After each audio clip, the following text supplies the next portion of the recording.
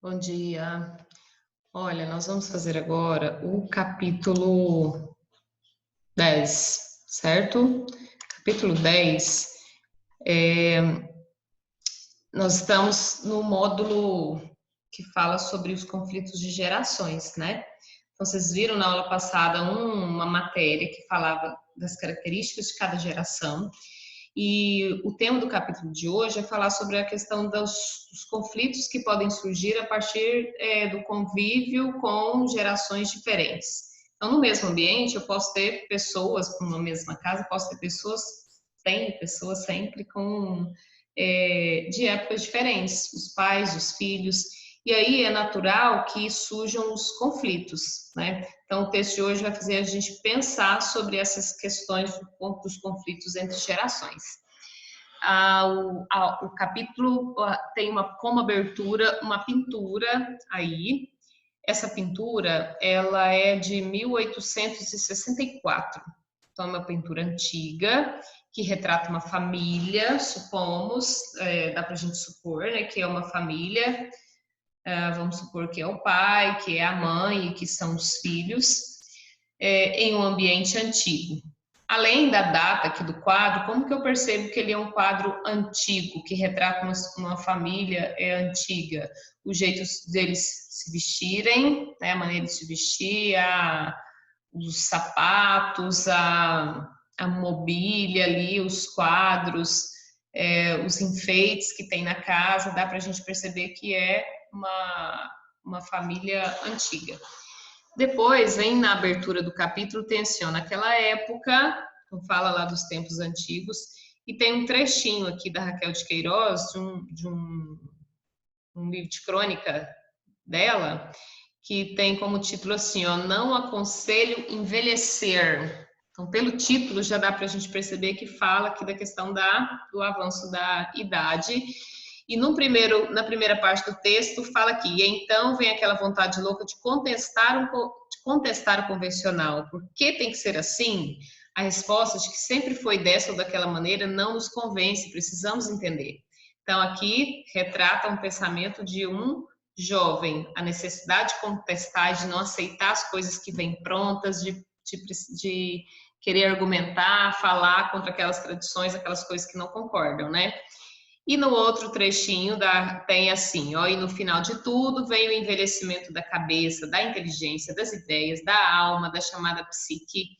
O velho tenta se equiparar às audácias dos jovens, até mesmo excedê-las, mas a si próprio não se convence. Sabe que as suas ideias são as do seu tempo, fruto do que leu, viu e acumulou. E isso pode ser camuflado, mas não pode ser modificado.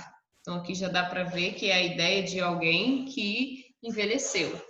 Bom, nas questões norteadoras, para provocar as reflexões de início aqui do texto, fala aqui, né? Observe a obra ao lado, que elementos fazem perceber que é uma obra antiga, a gente falou agora, né? Você já se deparou com alguma situação da qual você discordasse e porque de coisas que se basearam em convenções passadas? Pense sobre isso, você já passou por uma situação assim, né? Para você, existem valores que foram perdidos no tempo que precisam ser resgatados?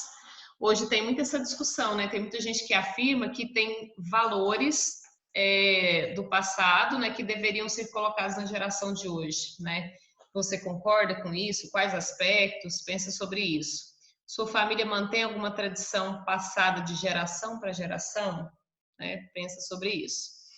Bom, o texto aqui é um trechinho de um romance. O romance é uma história longa, né? Diferente dos contos e crônicas que a gente está lendo, que são textos curtos. Então, aqui é um trechinho de uma história dessa autora aqui, chamada Laura Esquivel. A Laura Esquivel, ela é do México e ela escreveu uma obra muito famosa chamada Como Água para Chocolate.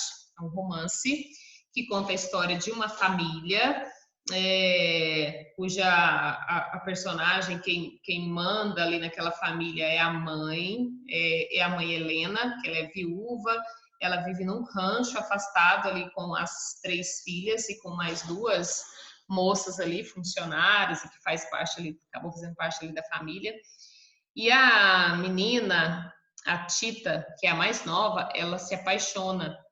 E aí, o principal conflito da história vai ser aqui nessa questão, porque existe uma tradição na família dela.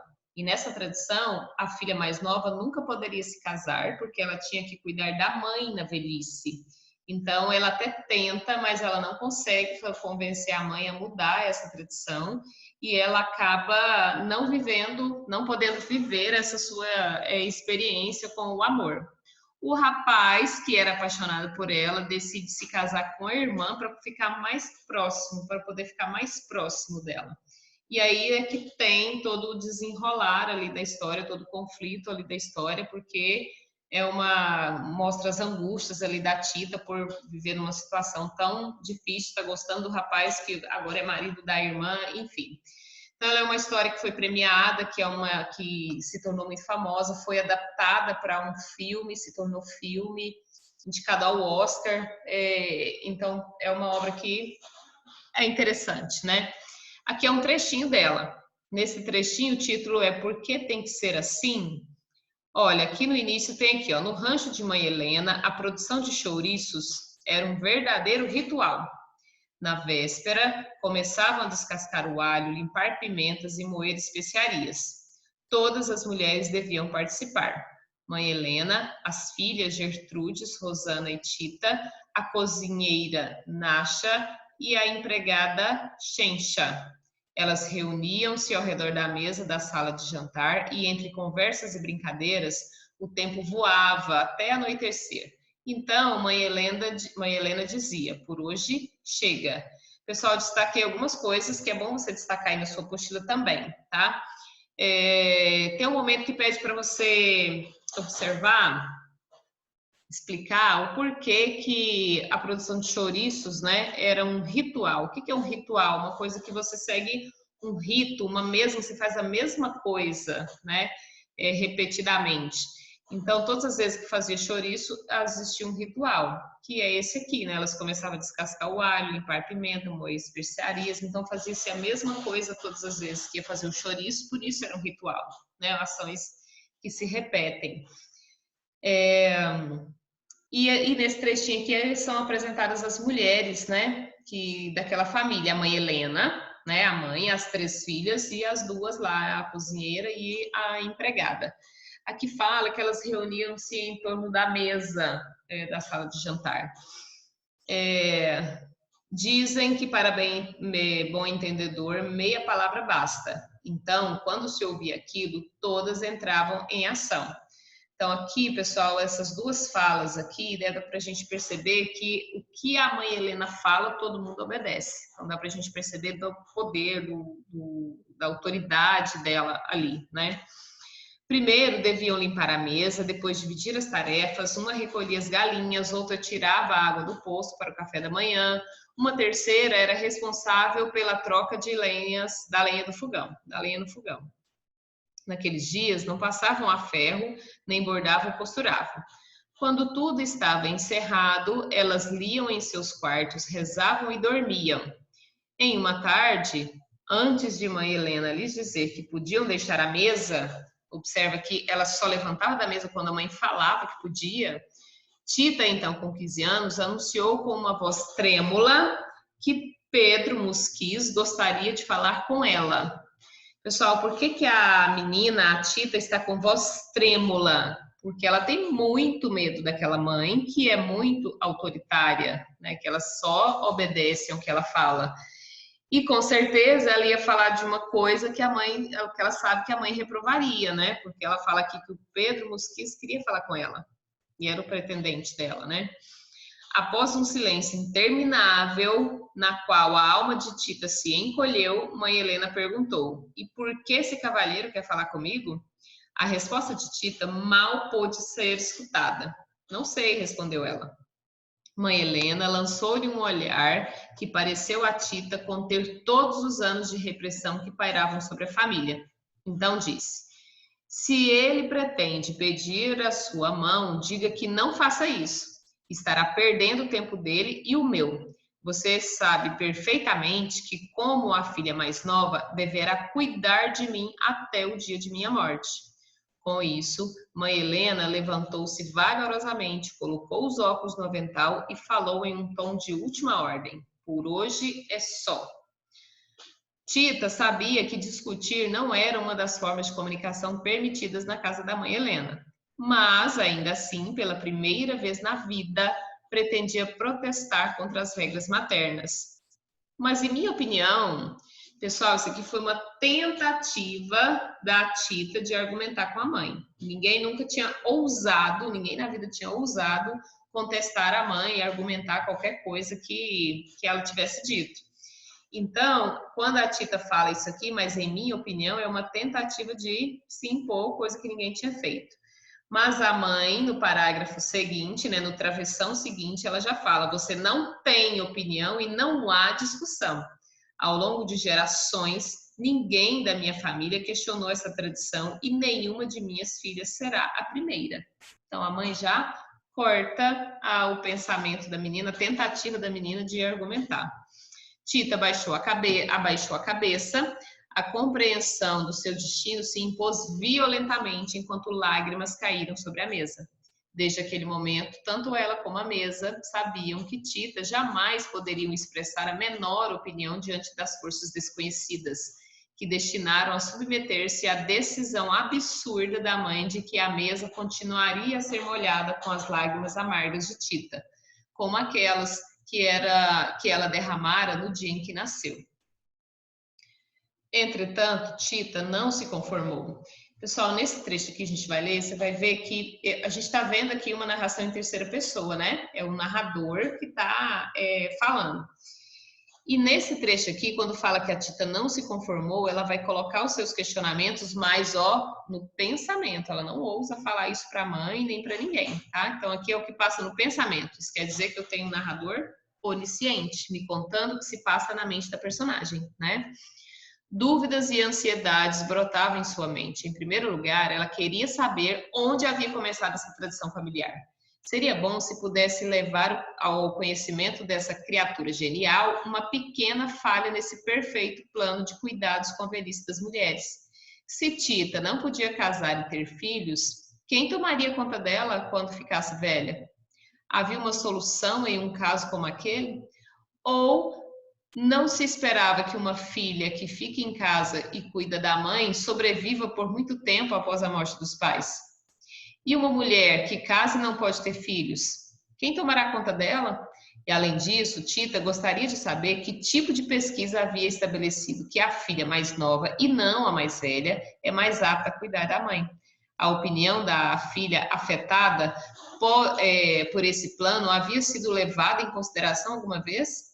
Se não poderia casar, poderia ao menos experimentar o amor ou nem isso? Então, esses são os questionamentos dela com ela aqui na cabeça, todos questionamentos plausíveis, né? Tita sabia perfeitamente que todas essas questões deveriam ser enterradas para sempre no arquivo das perguntas sem respostas. Na família de la Garza, obedecia-se e pronto. Furiosa, mãe Helena saiu da cozinha ignorando Tita completamente e durante a semana seguinte não lhe dirigiu a palavra. Então, esse é o texto. Dá para a gente ver que ele é bem forte, a questão da tradição familiar e da falta de diálogo ali, né? Só se tem a obediência. E aqui tem as questões de interpretação sobre o texto, tá? Então, já monta aqui as suas respostas, considera as questões que você observou lá. Tem uma coisa interessante aqui, nessa parte. No início do século XX, época em que se passa a história que você leu, o México vivia sobre uma ditadura de mais de 30 anos de repressão e tentava se adaptar a uma nova onda capitalista que em poucas décadas moldaria profundamente o país. O general Porfírio Dias, que se mantinha no poder desde 1876, abriu a economia aos interesses internacionais, o que favoreceu aos grandes latifundiários e prejudicou a maioria da população mexicana. Muitas famílias viviam em ranchos isolados. Então, a história aqui retratada aqui na ficção Na verdade, ela é baseada num fato real, né? Era muito comum famílias no México viver em ranchos isolados, né? Vivendo só uma cultura de subsistência, né? Pessoal, então é isso. Além disso, aliás, das questões, você vai escolher ou reflexão, o box aqui reflexão, ou desafio para você fazer, tá? Aqui no reflexão fala que para você imaginar uma família em que tem um costume passado de geração em geração, do qual você discorde completamente. E aqui, o que você faria nessa situação? Se tivesse uma situação muito tradicional ali da sua família, você discordasse, o que você ia fazer? Ou aqui no desafio, depois você vai ler direitinho, as relações entre pais e filhos muitas vezes podem ser complexas. Aqui pede para você procurar lembrar de uma situação em que você não tem entendido o ponto de vista de seus pais, por exemplo, te proibir de ir numa festa, por exemplo, alguma coisa que você não tenha entendido o ponto de vista de seus pais, mas através do diálogo, da conversa, ou um tempo depois você conseguiu resolver, através do diálogo, você conseguiu resolver com seus pais o impasse. Escolhe um desses dois e responda no caderno e manda junto com as questões que você vai mandar para mim, tá? Então, um abraço, respondo as questões, tá?